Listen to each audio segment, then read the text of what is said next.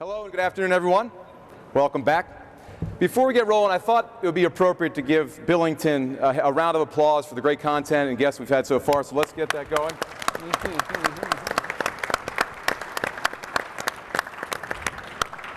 That served a multiple purpose, got your bodies moving again. Also, it's probably going to draw some of the exhibitors back into the hall. Welcome to what some would argue is the signature panel of the summit. As Grant mentioned today, we have the operators in the afternoon, so indeed we do have the operators here on stage. And at least 6 would argue this is the signature panel. All kidding aside, if you look around the room and look around the exhibit halls, there are public officials, there are private representatives, and this is top of mind for all of us in the cybersecurity business and industry, public and private partnership, and in this case, new models of public and private collaboration. For the next 35 minutes or so, we're going to explore some relevant topics in this area with this exciting panel. The format is going to be, we're going to have a quick introduction right now, and we're going to have each of our panelists not only go a little deeper on what their role is beyond the title that Ed mentioned, but we also wanted them to share a use case in this space, the public-private collaboration. It means a lot of different things to a lot of different people. It's a very broad topic. So that's how the introduction is going to flow. And Major General Wilson, if you wouldn't mind starting us off. Thank you. Sure, absolutely. So it's good to be here with everyone today. Ed Wilson serves as the DASD. We affectionately call our term for cyber policy at the Pentagon. And so in that role, we're responsible for the strategy, the different policies for the department, as well as the authorities to be able to enable all of our cyber operations across the department on a global stage. I thought what I'd do is just maybe share, given the content of the panel, I don't want to steal any thunder from the Defense Digital Service or General Fogarty from a component perspective, but maybe something that we're actually partnering with industry on with an interagency context. And so last spring, as we were crafting our DoD cyber strategy, one of the key aspects was a realization that we had not defined and clarified the role of the department in defense of the homeland. I think we all understand that the homeland and the department has a role in defending it in air, land, sea, and space. There were some questions at times as to whether the department and what our role was for cyberspace. And so as we began that journey, we've articulated that in the strategy. We've worked with interagency partners. And so really the use case that I want to put on the table just briefly is a thing we call pathfinders. And so in the defense of the homeland, we have begun to partner with the Department of Homeland Security and the requisite critical infrastructure segment owners. The first one that we started on was the financial sector, so we have a financial pathfinder, and as part of that, what we do is work with DHS, the different ISACs, as well as FSARC, which is an industry representation of some of the key banking industry, the financial sector representatives.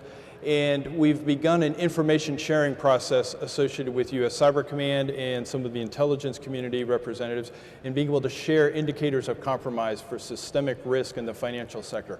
As I think maybe it might have been highlighted a little bit earlier, we also have a pathfinder associated with the electric sector, the energy sector, really focused right now on the electrical space. With the Department of Energy, Karen Evans, who was on stage earlier. And so as part of these pathfinders, and the reason we termed it Pathfinder, this is new territory for the department, so we're not trying to over-architect or overthink the problem. We're trying to get started, begin the process, begin the collaboration with industry partners, with our interagency partners to understand roles, responsibilities, and the unique attributes, scale, scope, perspectives that the Department of Defense can bring in defense of critical infrastructure. And so it's a unique use case. We've a lot of wind in that sail now. We're making some good progress. I would say that really it could be game-changing in some ways. Not that we're the prime player, but I think the DoD, the weight, the scale, the scope of what we can bring to the problem set can be brought to bear in this particular use case. Excellent, great use case. Thanks for sharing. Despite starting with Ed, we're going to keep you guessing. We're not going to go down the line here. We're also going to keep the panelists guessing. Bit of a game. With that, we're going to swing to Jennifer. Jennifer, would you mind? Absolutely. I'm Jennifer Walsmith, Northrop Grumman, Cyber and Intelligence Mission Solutions. It's by no mistake that we put intelligence and cyber in the same organization because I really see it as two sides of a coin. I'm career government for the majority of my career, spending the last 10 years as NSA's acquisition and procurement executive.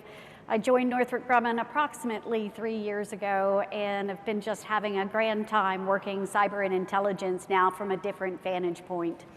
My use case is about creating a global ecosystem for the workforce of the future. It starts with what we're partnering with the Air Force Association and the Cyber Patriots. Long-standing, started in 2009, certainly long before I was involved with many of my predecessors and many partners across the country. But what started as a small effort in 2009, in 2019, 10 years later, we had over 6,000 teams competing middle school and high school, our cyber warriors of the future. We didn't stop there. This year we opened up our Cyber Centurion in the UK and then Cyber Saipan in the Australian Commonwealth. And so it's really about creating that workforce of the future starting very early in middle school and high school. And that's what's really exciting.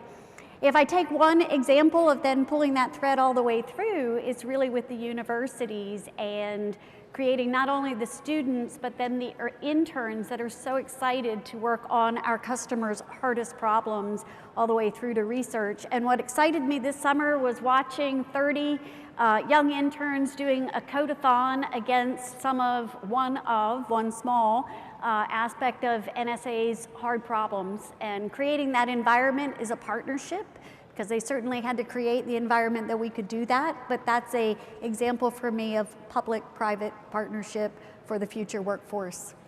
Thank you for sharing. Terrific. We will go a little deeper on the workforce topic later as well. Thanks for sharing.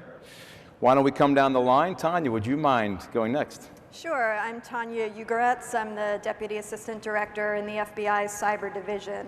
So our Cyber Division is the investigative and operational arm of the FBI that works to deter and attribute cyber intrusion activity to hold actors accountable. So within that division, we have two deputies, one who is responsible for operations and our National Joint Task Force, and then I have the everything else branch.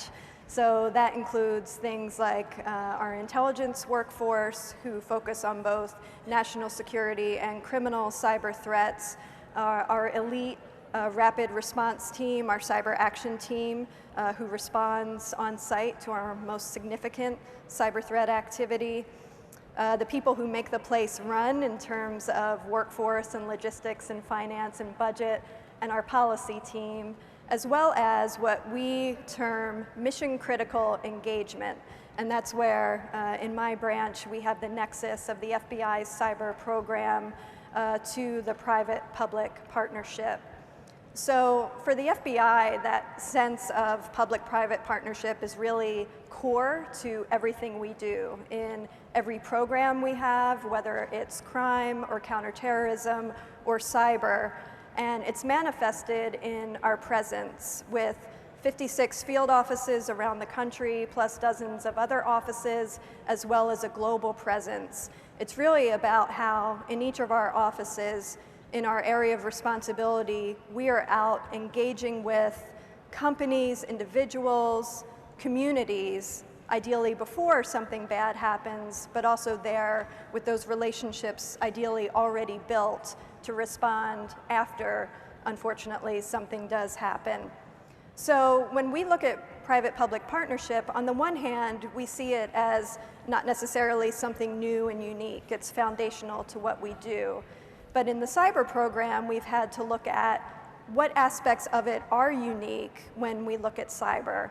And I think there's two key ways we look at that. One, it's by virtue of the fact that apart perhaps from maybe federal networks, the majority of what we care about and the majority of what our adversaries are targeting are in private hands, whether that's individuals or municipalities or companies. And so we need to have those relationships there to both protect and respond across the federal government.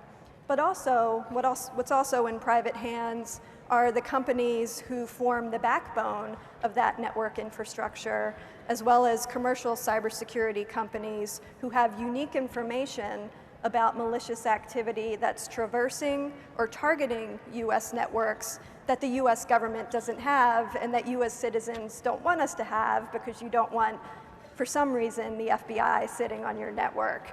So we have to have those good partnerships, and I think that's where it is unique in cyber. So we've been looking at this issue for quite a while, and the case example I would point to is something we call the National Cyber Forensics Training Alliance, or the NCFTA. It was begun in 2003. It's actually a 501c3 located in Pittsburgh, but it's a physical location where representatives of government, academia, and industry sit together and share information about primarily cyber criminal threats to US targets. And in one case example recently, we had a global botnet that was involved in malicious ad fraud. It was operating from 2015 to 2018, and it infected about 1.7 million users, and it would use hidden browsers to download fabricated web pages and then load ads onto those web pages. These generated fabricated ad clicks, and what happened was that businesses ended up paying about $29 million for ads that no human user ever actually clicked on. So working with industry partners as we identified this activity, we were able to sequence a number of actions to eliminate it. It started with an arrest of one of the perpetrators, and that arrest was enabled by our attribution, which is the cyber fancy term for identifying who's responsible for activity. And then sequencing events with foreign partners to take down servers and infrastructure, as well as industry to reroute the malicious traffic or sinkhole it. And what happened was that in a matter of hours, we were able to take down that global infrastructure in such a way that the malicious activity stopped. And lest you think that law enforcement action never leads to consequences against actors located overseas, we were able to arrest 2 of the 3 persons responsible overseas, have them extradited, and they're currently pending action in US courts. The 3rd one's in Russia, so I'm not so optimistic about that. But that's just an example of how working with industry side by side, we can achieve consequences, and we're looking to expand that to activity against nation-state actors as well. Thank you, Tanya. You're not going to see it coming. We're going to go to Lieutenant General Fogarty next, please. Thank you. Hi, good afternoon. I'm Steve Fogarty, and I represent almost 16,000 soldiers, civilians, and contractors that represent Army Cyber Command. It's a force that's dispersed globally. We have 3 principal missions for the Army: full spectrum cyberspace operations, so that's operate, defend, and attack.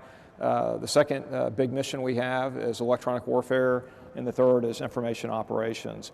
And as we pull all those together and integrate those effects, we think that really spells information warfare for us. So that's the direction that we've headed. If you look at 2 things that we're required to do on behalf of General Nakasone and General McConville is enable partners and then act. And we very rarely act without a consortium of partners. So it might be academia, it could be commercial industry, it could be interagency, it could be foreign partners. But the bottom line is I can't think of a single operation that we've conducted since I've been in command that actually didn't include multiple partners. So for us, that is the key to success. We exercise it in a variety of ways. So it might be a simple contract. It could be a memorandum of understanding. It could be a very specific document for a very precise purpose. But what we generally find is the young people that work for us, they reach out to their peers. They've built their own networks. And what we find is they're generally very, very successful at building these ad hoc relationships, ad hoc organizations, and then they get after the mission. Thank you, sir. Yes, sir. And Claire, will you bring us home on this one, please? Thank you. So my name is Claire. I work for the Defense Digital Service, which is a startup in the Department of Defense. We sit in the Office of the Secretary of Defense. And my team is comprised of a SWAT team of nerds that have been asked to come into the department to do a tour of duty for a minimum of 6 months, maximum of 2 years, to lend our talent to help the department force technological change that have a magnitude and order of impact on the department. We are comprised of a fairly set group of folks that work on our team. So we have bureaucracy hackers, which is my role. So those are folks who have a really good understanding of government procurement, acquisition policy, private industry best practices, and have had in some way, shape, or form in their past life a technology focus on their background. So I started out my career as a developer and a coder, and then moved into management and acquisition and procurement and budget. We also have product owners on our team, and those are the folks who know how to take a product, build it, start it from scratch, and get it to MVP status, and then take it to a scalable model. We have designers on our team, so user research designers and visual designers. And then last but not least, we have engineers of all sorts and flavors, back-end and front-end engineers. And the way that our team works is we partner with the Secretary of Defense and the different services. We have strong portfolios with Army and Air Force, and we take a look at problem sets that they present to us, and we go out and we investigate if those problem sets fit squarely with the talent pool that we have in our organization. One major requirement for the problem sets that we take on is that we can have quick wins, so we don't take on projects that take 2, 3, or 4 years. There are many, many other great partnerships in the department that have those types of problem sets, and because our team members are asked to do short tours of duty, we want to make sure that we can do quick, fast, and efficient wins for the department in problem sets they ask us to take a look at. So 2 good examples of the types of public-private partnerships that we have been fostering in the department. The first one, and you've probably heard of it, is the Hack the Pentagon program. We come from an environment where many of us are very accustomed to taking close looks at the vulnerabilities that exist in our networks, in our systems, and in our hardware. In private industry, this is standard industry practice. We want to know where the problems are so we can solve them before the enemy does. And so about a year ago, our former director proposed to the then Secretary of Defense that we should do a Hack the Pentagon program. And there was a lot of fear about it. But once we joined in on the effort to start this program, it has been an incredible success. We have inked contracts with some of the best bug bounty private industry vendors to help us to identify systems that have critical vulnerabilities and patch them before they become an issue for the department. To date, we've found over 10,000 vulnerabilities in a series of public and private bounties. We just finished a bounty which was sort of unique in that we didn't just look at a software system, we also looked at actual hardware for the Air Force. It was incredibly successful, and we're moving forward with building that portfolio out. Another good example of some of the public-private partnerships that we have brought to the department are some of the work that we're doing actually with Army Cyber. We have a really robust portfolio with Army Cyber. One of the unique things that we did with Army Cyber was we asked them to allow us to take their fantastic technical talent and have them partner with our engineers and our team. So any project that we embark on with Army Cyber, we actually get them to give us soldiers who are active duty, who have various types of talent sets that are very specific to the problem sets that we're looking at.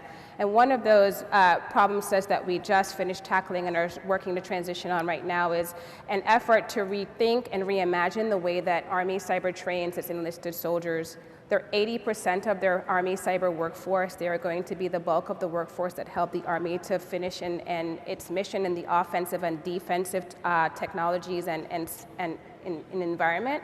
And so we spent about 7 months just rebuilding that training and helping them to think through how they train the soldiers, what is the curriculum the soldiers should be learning while they are going through the training, and what sorts of exposure they should have to the operational force and to other folks who are in private industry who are actually working in the areas of the technology that they're learning, so that they can have a good solid understanding of how that relates to their work roles as they move into Army. And so so we are actively working now, having wrapped up that course in June of this year with Army Cyber School, to transition that over to them so that they can continue to train soldiers with this new methodology that we've brought on board. Terrific. Not nerds you want to mess with. Yeah. Thank you for sharing. Well, we met our intent through the introductions, and that's really exposing some rich, deep, diverse use cases of public-private collaboration and some new models at that, and giving us all exposure as to some of the context within which these organizations are sitting. I wanted to pivot a bit for our next topic. Grant Schneider this morning or this afternoon mentioned the May 9th executive order around America's cybersecurity workforce. So I wanted to explore this particular topic area with several of our panelists now. And given your rich story, Tanya, with FBI and your distributed model and the nice use case you shared, would you mind turning a bit into your viewpoint on the workforce, the cybersecurity workforce in particular, and how that relates to your public-private work? Sure, thank you. So just pulling up a second from that question, I think we all share talent challenges that we won't be able to hire our way out of. And while there's always competition for talent and resources, no matter what the issue is, in cyber in particular, we feel like it's important to look at this really as a very interconnected ecosystem. So cyber is a very complex challenge in terms of combating the threats. And I think oftentimes what we collectively fall into is which agency is dominant, or which element in the private sector needs the most resources, et cetera. But the way we look at it, we, as General Fogarty described, are so intertwined with each other in terms of how we support each other, enable each other's operations, share intelligence, that we really are looking kind of ecosystem-wide at how we can make sure we have parity in our partnerships. We're not all going to be the same size. We're not all going to have the same level of workforce and other resources, but we need to make sure that as a whole, we're strong where we need to be. So that's just kind of the general lens that the FBI is looking at workforce challenges in. So more specifically, if, for example, the FBI or any other single agency were to be the predominant collector of intelligence domestically or overseas on a particular threat activity or threat actor, it's not going to do the rest of the partners, either in the government or in the private sector, any good if we don't also have the capacity to manage, maintain, exploit, and share that information. So we all have a vested interest in each other's strength in workforce and resources. So more specifically, the way the Bureau is looking at it, first is that we've diversified our job roles. I've been in the FBI since 2001. When I came in, it was very much a special agent-dominated organization, as you may have read. We love our special agents, but I'm an intelligence analyst by trade. And for much of the post-9/11 era, we talked a lot about agents and analysts. Well, now fast forward about almost 20 years, and on the cyber operations and investigations I help support, we're talking about agents, analysts, data analysts, digital operations specialists, computer scientists, information technology specialists. The diversity in the job roles really reflects the complexity of the threats we're facing, and also how we've had to evolve and how we think about our workforce, what workforce we need to address those threats. We're also pursuing some innovative partnerships with the private sector and academia. The FBI is investing heavily in a new and expanding presence in Huntsville, Alabama, which I believe has the highest concentration of PhDs anywhere in the country. A lot of defense support and technical support capability there. And we're pursuing some innovative partnerships, for example, through the University of Alabama at Huntsville, in terms of working with students there and capability development, but also, believe it or not, with Space Camp, which we all know from popular imagination really kind of captures students at a young age with the possibilities of space exploration. So we are pursuing the creation of a cyber camp on that same campus there in Huntsville to try to entice the younger generation into the STEM and cyber fields. And then lastly, I mentioned we can't recruit and hire our way out of this challenge. We're also looking at how do we develop the rest of our workforce. So we're currently piloting some aptitude testing for our new hires in terms of special agents and intelligence analysts. You may come on board to the FBI to be an agent or analyst with your accounting degree or your foreign language degree and think you're headed down one path. But if you take an aptitude test and you find you have a hidden talent and aptitude for a more technical or cyber-related field that you didn't know about, then we're going to have a conversation with you and we're going to talk about investing some of our training and development resources to see if you're going to be a member of our cyber workforce in the future. Great, and the list goes on. I imagine I knew you'd be a good one to start with. Ed, would you mind layering in some perspectives on cybersecurity workforce from the DoD side of things? Absolutely. So the DoD makes up a large percentage of the federal cybersecurity workforce or cyber workforce. And it really falls into several categories, but a little bit different for us is we have the military members, and so we recruit and then have a challenge of retention on the military members. And so what is unique about that model, I think all of the services would stand up and say we do not have a recruiting problem when it comes to cybersecurity. We have people lined up out the door that are ready to come on board and do the mission, whether it's cyber operations or traditional cybersecurity. So recruiting is a pretty easy turf. The training model to bring qualified candidates on board, each of the services has really stepped up to the plate and is generating a lot of talent, a lot of capability in terms of human capital for the nation. What we do find challenges at times is in the retention side. Clearly we don't compete well on salary in the military, but we've begun to be able to handle that with bonuses like we do in other critically manned unique skill sets, and that seems to be working for us fairly well with a few exceptions and some niche capability areas. So there's a good news story there, and I think we also have an advantage, and we take a hard look at it, and I can speak from being a former commander, like General Fogarty, is that when an active duty member, military member goes to part of service, especially the Army and the Air Force has a bit of an advantage with the Guard, whether that's Air National Guard or Army National Guard, but also our reserve components. And so the active duty members we recruit heavily to be able to join and stay with us, if you will, maybe not in a full-time capacity, but that gives us a bit of a reserve component, if you will, across the nation. Mm-hmm. On the civilian side, we've made a pretty dramatic shift with the help of Congress and what we term as the Cyber Accepted Service. So it's given us some unique authorities inside the Department of Defense under Title 10 U.S. Code to be able to hire with a bit more agility based on the talent, not necessarily just the billet that they're going to fill, and be able to tune and tailor the pay packages, the bonuses, et cetera, associated with that. And so that's been a real big win for us. We've just begun to get that in motion, if you will, over the last 18 to 24 months, and we're seeing very good results of that. Able to bring and onboard people much quicker than we could in the previous regime. And I would just maybe double down on the comment with regards to the Cyber Patriot program and the unique attributes of a public-private partnership, in this case with the Air Force Association. To my experience, that's probably one of the best models that I've seen. And it's really, in my mind, thinking about how do you expand or grow the denominator of talent that's coming into the workforce, not arguing or competing with the limited pool of resources that do come out. And so it's getting a hold of those young men and women in middle school, high school, and getting them excited about potential career opportunities in cybersecurity. And I would argue that the secret sauce in that is public-private partnership that allows us to scale those types of programs.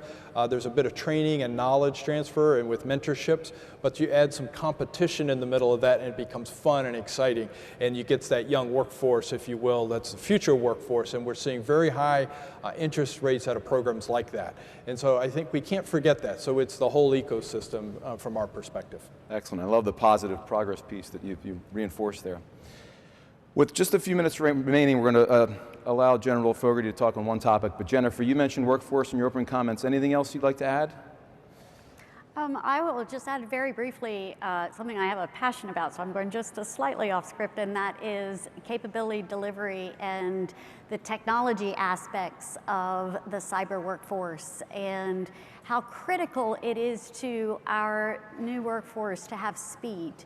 And so many aspects that they don't want to do things manually. They want the automation, they want the modern environments. And that's one that I think we all can contribute to and is a very important ingredient in our future together. Wonderful, thank you. Sir, I hate to do this to you in true speed round format. We're going to shift topics here in about the 7 minutes we have remaining and talk about the opportunity of accelerated capability development that the public-private cybersecurity collaboration offers us. And if you could take us home, and I know you and Claire's organization are very collaborative in this space, so feel free to ham and egg as you will. No, absolutely. So we have 3,000 cyber professionals in the cyber branch in the Army. And so some people say that's actually quite a few people, right? And then some people say that's just a drop in the bucket. But 3,000 is what I start with. And it's the combination of enlisted, our warrant officers, our commissioned officers, and our Department of the Army as civilians. It's principally a military workforce, but we do have positions for government civilians also. And then of course we can't do it by ourselves, so we have a large contract workforce that works for us. And so if you start to look at where they come from, the DNA is principally either from the signal force or from the intel force. And so you have a group of individuals that has kind of grown up either operating and defending a network, or they've been intelligence collectors. They create accesses. You get very deep into a network, and then generally generate foreign intelligence. But that access for foreign intel collection can be flipped immediately for effects generation. What we're seeing right now is the requirement, the need for speed is so great that we've built within that small branch an even smaller cohort of developers. And so they're the ones that are helping us build out our operational infrastructure. They're the ones that are helping us build the tools, the apps that are required to get after the mission. And so I'm in the same place everyone else is. Anything I can automate, anything that I can use to take routine tasks that frankly I don't need a human being to touch, that's incredibly beneficial for me. Matter of fact, today we sat down and had the semi-annual training brief for our Cyber Operations Brigade, the 780th Cyber Operations Brigade.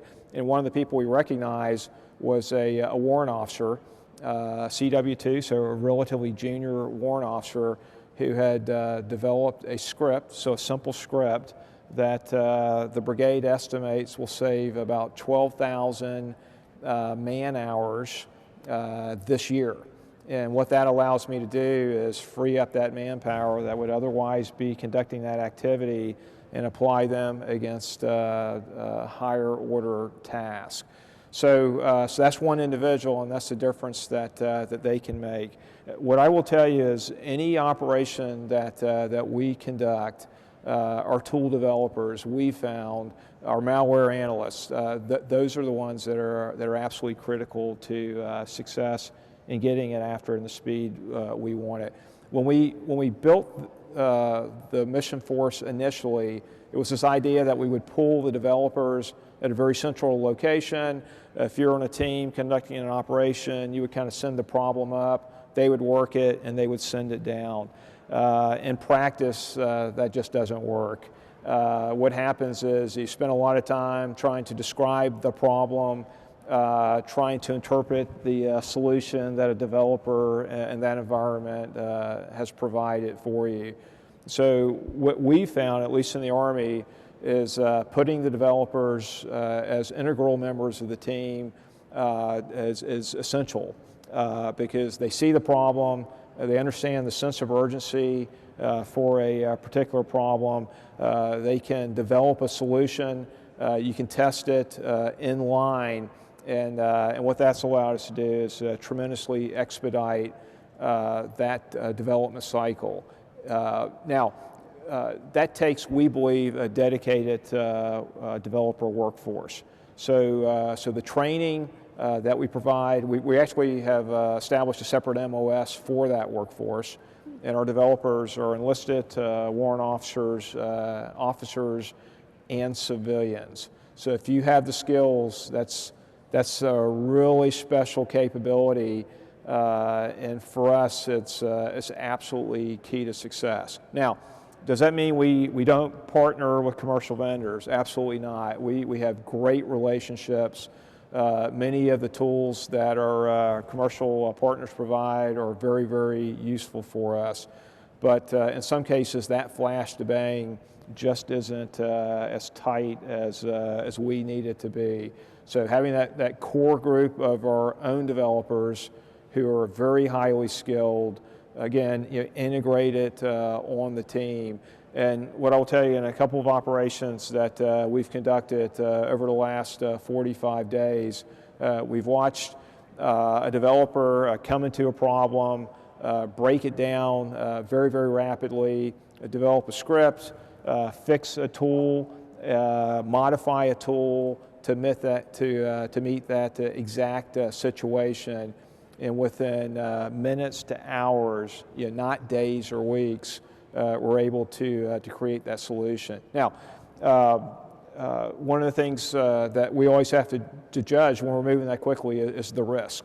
So if you're developing a tool that you don't take through a very rigorous ELA process, what risk do I accept for General Nakasone for both the operation and then for the force that we're employing?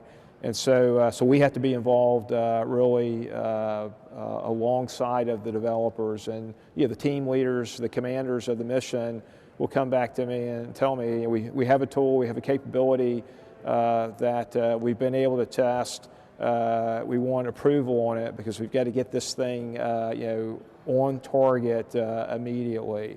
And then based on, frankly, our confidence and the level of the maturity of the technology or the capability. If it's a simple modification, it becomes pretty easy. If it's a completely new technique, then sometimes we may not employ it right then. The other thing that has allowed us, though, to reduce some of that risk is a development network that we've built where I can mock up targets that I'm operating against, and I have a very high level of confidence on a very realistic rendition of an actual target that we're going to operate against. I can throw that tool or that exploit. I can determine what the utility of that capability is, and then generally go to General Nakasone with very high confidence that the capability will work. It's within an acceptable level of risk for employment, and then we can get on with the operation. Excellent examples. Thank you. In closing, I'd like to thank all of you for your attention, and I'd like to thank all of our panelists for their insights, and more importantly, your service in defending this great nation of ours. Thank you.